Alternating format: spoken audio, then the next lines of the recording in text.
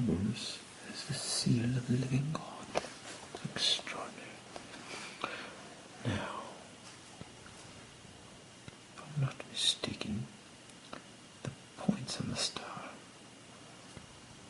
are 9, and they represent something in particular. Alphanumerically, Z is the 26th letter of the alphabet, as is the 19th. 26 is 2 plus 6, that's an 8. 19 is 1 plus 9, which is 10, which acts as a 1. 1 plus 0, so 8 and 1 equals 9.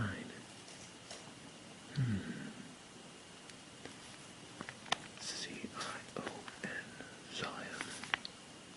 S-T-E-V-E, Steve. Zion, 26. For Z, I's 9, O's 15, and N is 14.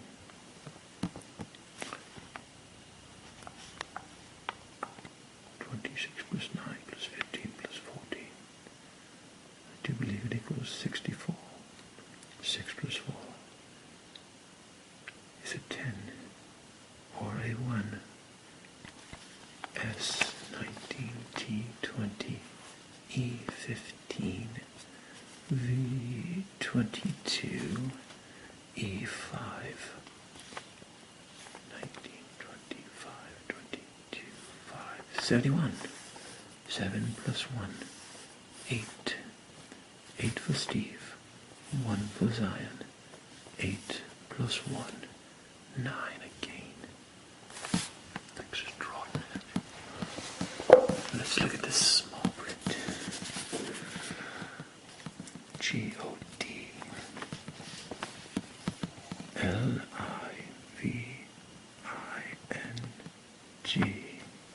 living. G7 O15 D4. 7 plus 15 plus 4 equals 26. 2 plus 6, 8. God is an 8. Living. L is 12. I is 9. V is 22. I is 9. N is 14. G is 7. 12, 9, 22, 9. 14, 7 equals 73. 7 plus 3 is 10, which is a 1. 1 for living, 8 for God. 8 plus 1 equals 9.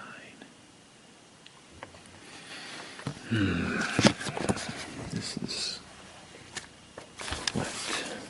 quite interesting. Let's check out the perimeter text.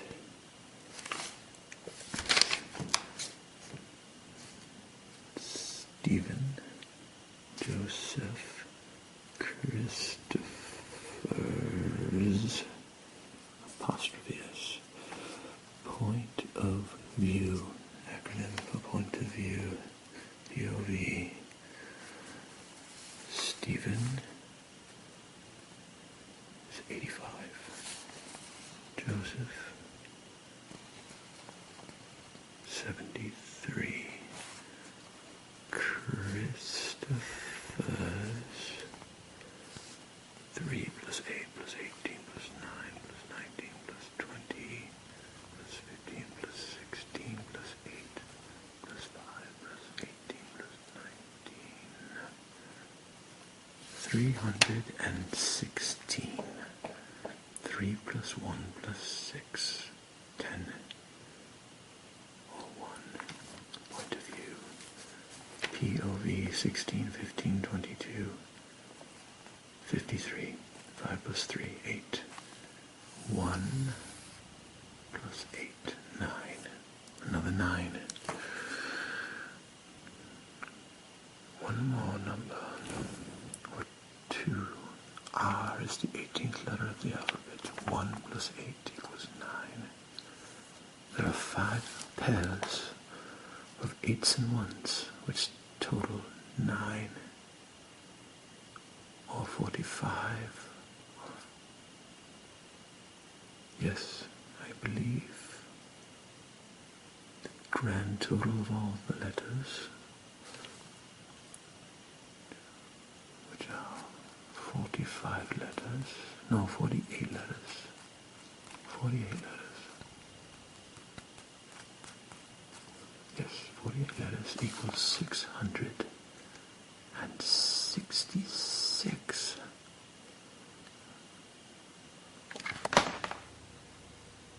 Serendipitous coincidence? Interesting. Oh, look here. Here is a chart that explains the Fibonacci sequence mapped on a wheel of 24 increments. Starting with the 1. 1 plus 0 is 1. 1 plus 1 is 2. 2 plus 1 is 3. 3 plus 2 is 5. 5 plus 3 is 8. 8 plus 5 is 13, which is 1 plus 3, so that makes it a 4. 4 plus 8 is 12, which makes it a 3. 3 plus 4 is 7. 7 plus 3 is 10. 1 plus 7 is 8. 8 plus 1 is 9. 9 plus 8 is 17, which makes it an 8. 8 plus 9 is another 17. 8 plus 8 is 16, which makes it a 7. 7 plus 8 is 15, which makes it a 6. 6 plus 7 is 13, which makes it a 4. 4 plus 6 is 10. 1 plus 4 is 5. 5 plus 1 is 6. 6 plus 5 is 11, which makes it a 2. 1 plus 1. 2 plus 6 is 8. 8 plus 2 is 10. 1 plus 8 is 9. Yes, this is the Fibonacci wheel, with a series of vertical and horizontal lines which match up, pairing their respective pairs. 4 pairs up to 4, 7 pairs up to 7, and so on and so forth, all except the 8 and the 1. 8, God 26 is God, M, 13 is the M, A is 1, and is 14 equals 28. 2 plus 8 is 10, 1 plus 0 is 1, man is 1. Interdependent relationship between God and man. What's this? Marco Rudin's doubling sequence mapped onto Fibonacci wheel reveals the 8s and the 1s unaccounted for. This doubling sequence is over here. 1 plus 1 is 2, 2 plus 2 is 4, 4 plus 4 is 8, 8 plus 8 is 16, which equals 7, 7 plus 7 is 14, which equals 5. There's the reverse sequence, 1, 2, 4, 8, 7, 5. It repeats after 6 digits. Then this is the gap sequence, if I'm not mistaken. 5 plus 1 equals 6, 7 plus 2 equals 9, 8 plus 4 equals 12, which is a 3, 4 plus 8 is another 3, 2 plus 7 is 9, 1 plus 5 is 6. So there are 18 numbers here, which I believe are mapped perfectly, skipping 3 digits at a time onto the Fibonacci wheel. 1, 2, 6, I'm sorry, 1, 2, 4, 8, 7, 5, 1, 1, 2, 4, 8, 7, 5, 1, 9, 3, 3, 9, 6, 6, 9, 9, 3, 3, 9, 6, 6, 9. And then the 6 remaining digits are all a series of 8s and 1s. 3 hexagons, with 1 remaining unaccounted for, mysteriously unaccounted for, inscrutably unaccounted for. However, I believe this mystery has been solved with this image. The 8s and 1s. The This is a visual representation of the interdependent state between God and man, the seal of living God. The seal of living God. Revelation chapter 7, which also doubles as the mark of the beast. Revelation chapter 13. They're one and the same. It's not about good versus evil, it's just meant as code to be interpreted. Yes, I believe so. I believe so. Aha, what's this? All the letters of the alphabet are categorized within the columns of 1 through 9, all single digits. The sixes, F is the sixth, O is 15, which is 6, X is 24, 2 plus 4 equals 6, F-O-X, 666. That's the beast. Fox is the beast. That's a joke.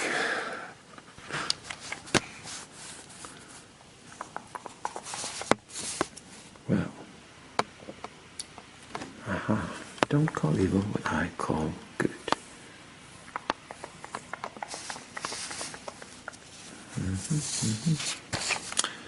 Just as I suspected.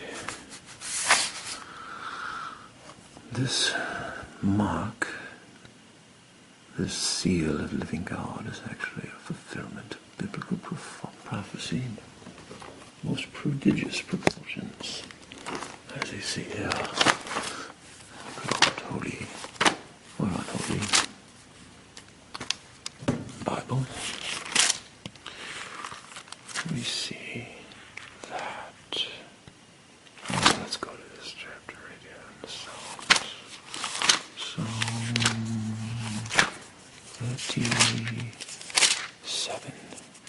Psalm 37, which happens to be a 1. 3 plus 7 is 1. Let's go to verse 37, which is also a 1. Mark the perfect man, and behold the upright, for the end of that man is peace. Mark the perfect man. Mark the perfect man, huh? Well, does that imply a physical mark? I should think it might. Yes, it should imply a physical mark. Let's go to Ezekiel.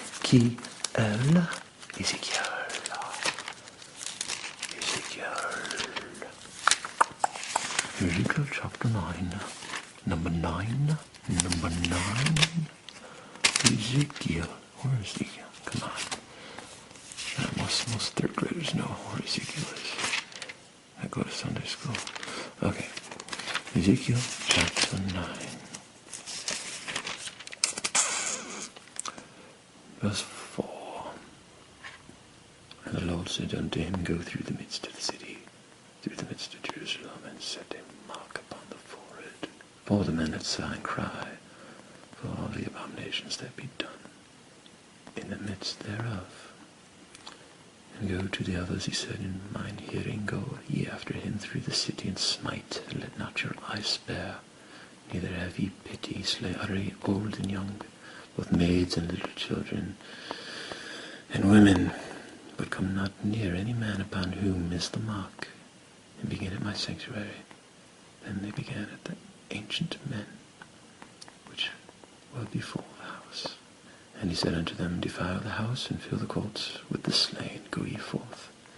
And they went forth and slew in the city. And it came to pass, while they were slaying them, as I was left, that I fell upon my face and cried, said, Lord God, wilt thou destroy all the residue of Israel, and thy pouring out of thy fury upon Jerusalem? Sounds like the God was mad. However, the people that were marked were the people that were protected, whose hearts were broken and contrite at the atrocities committed by the sinful people. So So the mark is a mark of protection, as Cain was protected.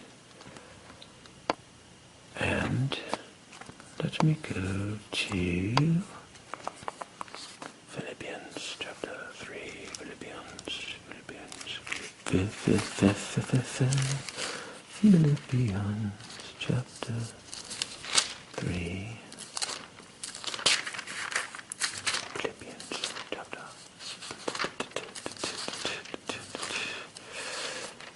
Turn in your Bibles. 3:14. I press toward the mark for the prize of the high calling of God in Christ Jesus. Let us therefore, as many as you be perfect, be thus minded.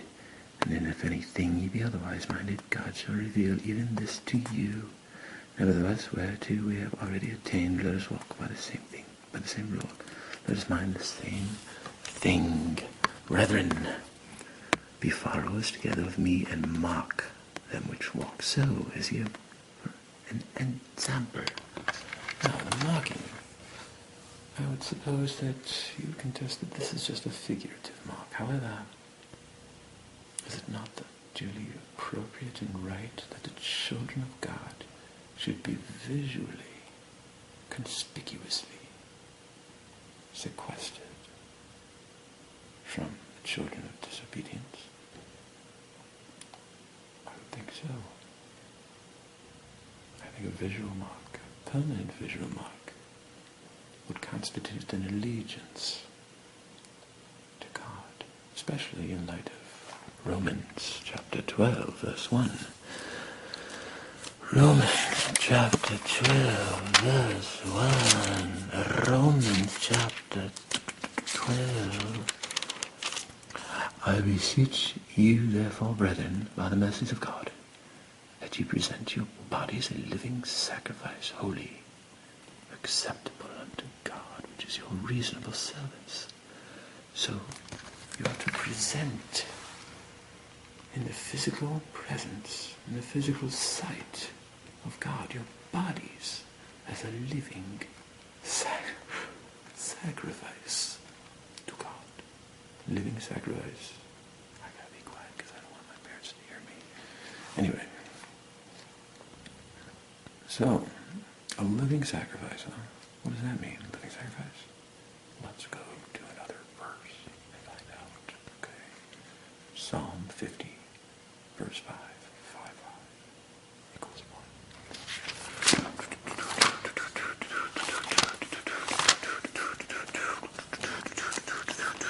Psalm 50. Why am I in Isaiah? I do not know. Must be my kenosis acting up upon me again. Okay. Psalm 50. Verse 55. There it is. Here we go.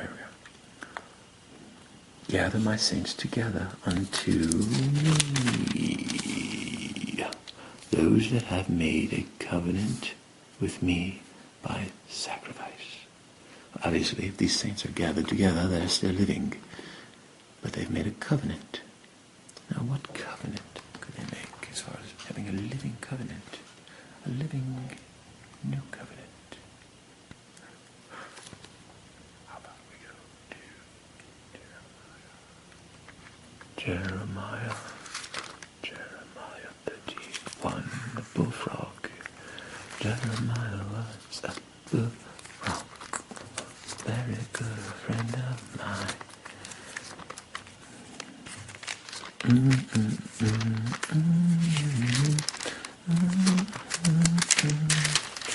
Joy to love, all by together. Joy to the fishes in the deep blue sea. Okay. Is this where I want to go? 31. Jeremiah 31. There it is. There it is. New covenant. New covenant. As tattoo on heart. New covenant replaces old. What's the old covenant? Well, that would be the archaic, defunct, Israelite, Judaistic religion. It's defunct. Jewish people, I am your king. I'm your king. I have a right to criticize you. You went astray and you're stiff-necked. So I have every right to say anything I want negatively about you people. Because you need to get in line. And I'm your shepherd and you're my sheep. And I need to kick you in the ass if I have to. New covenant replaces the old. The old covenant said that you couldn't put a mark upon your body. Leviticus chapter 19. The new covenant says, yes, you will. You have to put a mark upon your body. My mark. In order to survive and prosper and be blessed and grow. Let's look what it says. Let's look what it says. Let's look what it says. But this shall be the covenant that I will make with the house of Israel after those days, saith the Lord. I will put my law in their inward parts and write it in their hearts, or on. I believe a more correct word right there is on. And will be the God, and they shall be my people, and they shall teach no more every man his neighbor, and every man his brother, saying, Know the Lord, for they shall all know me from the least of them unto the greatest of them, saith the Lord. For I will forgive their iniquity, and I will remember the sin no more. I will remember the sin no more. That has to do with the purging of my mind through reincarnation. I don't remember your sins from the Old Testament times. And I will write it upon your heart, tattooed upon your heart. For those of you who want it on your heart, for those of you who want it on your right hand, you're free to do that as well. Or the top of your head. The top, not the forehead, the top of your head. From the vantage point of heaven, the top of your head is your forehead. And the name Stephen means crown. Crowned one. Crown. This is your crown. For some of you, it will go on the top of your head, especially the children whose bodies have not grown to their fruition, yet their heads are already fully developed in size, give or take a few microns. What was I going to say? Oh yeah, the crown. The crown. Top of your head, the crown. See to it that no man takes that crown. Revelation 3:11. Or James 1:12. I think it's called the crown of life or glory. Let's see. James 1:12. James.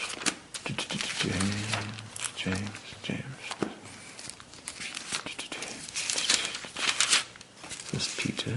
Oh, let's go with First Peter first. First, let's go to Peter 5:4. And when the chief shepherd shall appear,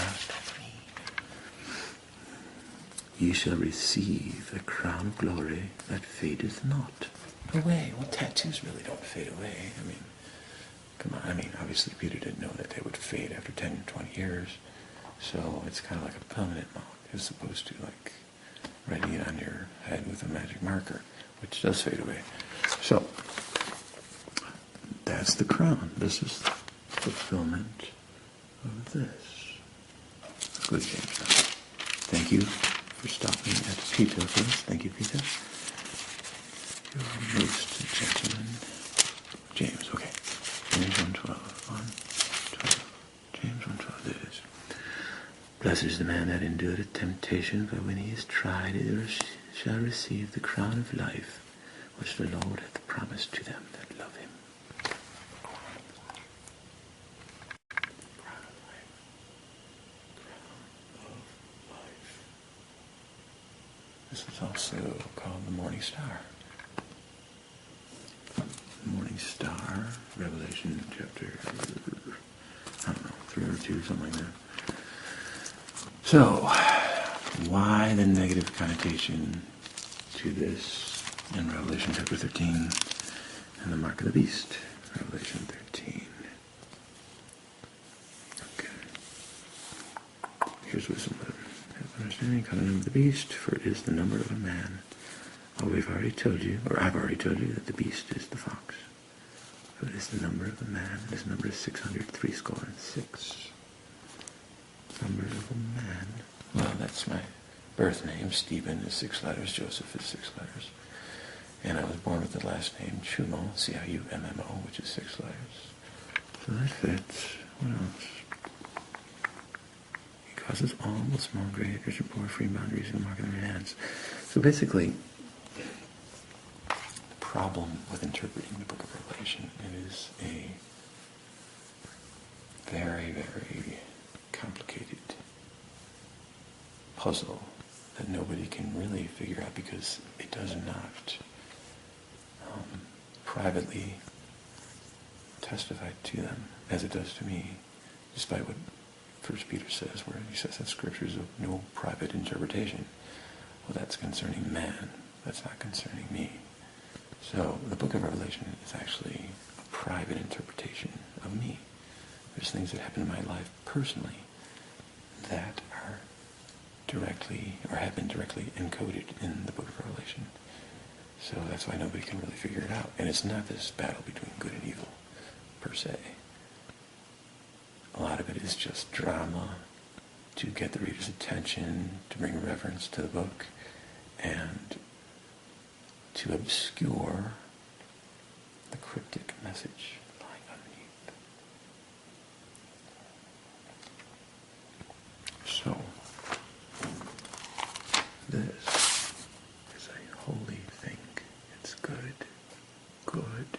I approve. God approves of the mark of the living God. Any questions?